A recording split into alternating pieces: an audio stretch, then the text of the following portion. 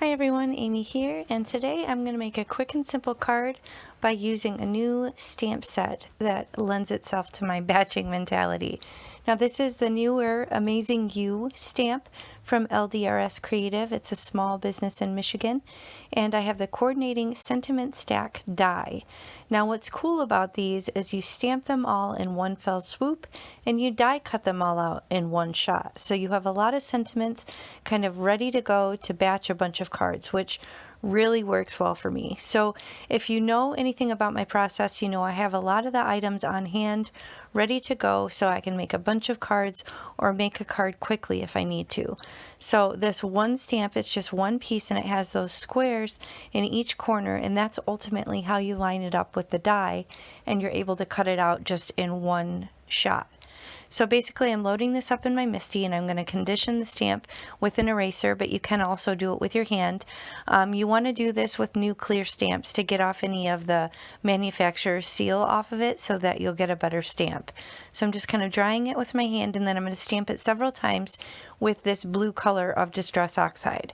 Now when I'm doing this, I like to stamp several times and cut it out so I can really fill up my sentiment binder, which you'll see in a little bit.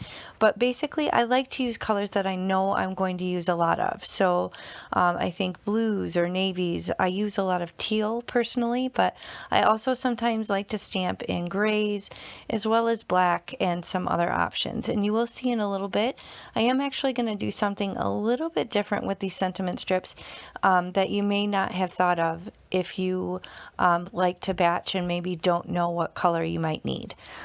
Sometimes I get asked, how do you know what colors to die cut out or what colors to stamp? And this idea that I'm going to show you in a little bit will kind of make it that much more versatile for you. So once I'm done stamping this, I set this aside and let it dry and stamp it in a few other colors. So I have that step ready to go before I start the die cutting. So I like to save time by kind of doing things in steps. So I'll stamp a bunch out and then I'll die cut a bunch out, and then I'll load up my binder. Now here's the option that's a little bit different. It's nothing unheard of, but maybe something that you haven't thought of. So what I'm going to do ultimately is emboss white heat embossing on white cardstock. Now it's a little bit hard to see what I'm doing. You can see it in person, but you'll see the benefit of this in just a moment, and especially when I finish the card.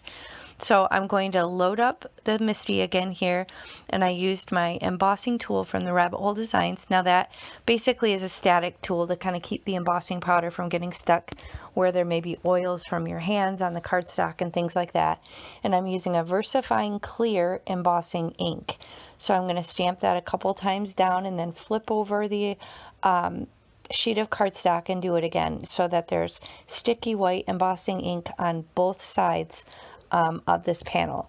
And then I will coat it with this Brutus Monroe Alabaster white embossing powder. Another alternative, you could probably emboss in clear. You get kind of the same effect with what I'm going for here. So you can do the clear sticky embossing ink and use white embossing powder or clear, and then it'll essentially just trap the white cardstock underneath. So I'm just coating this liberally a couple times just to make sure everything's covered, and then I will get my heat tool, well, after I'm done cleaning up my mess. Guys, I struggle with embossing. I don't know if there's something that you guys struggle with, but it is nearly impossible for me not to make a mess of some sort with embossing powder every single time. Anyway, so I'm getting my Wow embossing tool nice and hot here, and then I'm just bringing it to the paper and then melting that embossing powder right on there. And like I said, you won't really see it, but I have black, I have blue, I have gray, and a couple of each, all with this one stamp. So I'm going to have this so many times, multiple times, ready to go for future cards. So here you can see, you can line up these squares perfectly with the design, and then I have some low tack mint tape. I'm just going to kind of use that to hold it down onto this cardstock, and I am using 110 pound Neenah Classic Crest Solar White. For some reason I did 85 pound, I think just because it's what was on my desk for the embossing, which I wouldn't recommend, and you'll see why. So just use a thicker cardstock that's going to hold up okay, especially if you want to add some dimension. But here is the pockets that I use in my binder. I have one binder for my critters and one for my sentiments. And so here I just kind of loaded them up, this new stamp. These are other sentiment strips also from LDRS. So you can see I have a huge variety, and I do have them stamped out on another piece of paper just so I can see what my options are as well in the back of that binder. But I want to throw together a card quickly here for you. This is another part of my batching process. I have this box of panels that maybe I just wanted to play with but didn't want to turn into a card. All the ones with stencils you can pretty much guarantee are from A Colorful Life Designs. I am on their design team. And I do have a coupon, Amy Fan 10. If you shop, you'll save on your complete order. But I selected this panel, which is the Circus Harlequin from A Colorful Life Designs. I made that previously with some Nouveau shimmer powders. And I'm just going to cut that down. It's on some watercolor cardstock. I'm going to cut it down with this stitched edge rectangle die just to make it a little bit smaller than A2 size and give it a nice white border. I'm going to run that through my my die cutting machine and also attach that to a card base of 110 pound cardstock. Now here is what's cool about embossing white on white. This is where you'll see in a moment when I'm coming at it like a lumberjack that, see, I'm a little too rough. It's better to have thicker cardstock here. I should have done this on 110 pound, but if you're gentle and not crazy like me, you'll do fine. But this is the benefit of white on white. Maybe harder to see, but you can make it whatever color you want. So I'm using a new mini ink pad from Catherine Pooler. This is one of the, I think it's called Beach Retreat. It's the newest mini set that I got, but that blue matched perfectly with the blue on the card, and I was able to customize this sentiment strip perfectly to match my card. So this is just kind of a cool option maybe you didn't think about.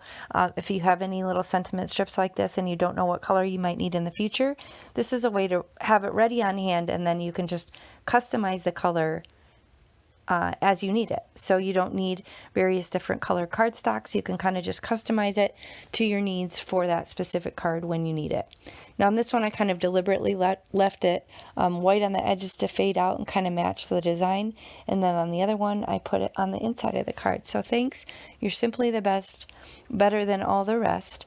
You'll see here I'm just basically using this new Artist Tack tape, or Artist Tack micro dots adhesive rather.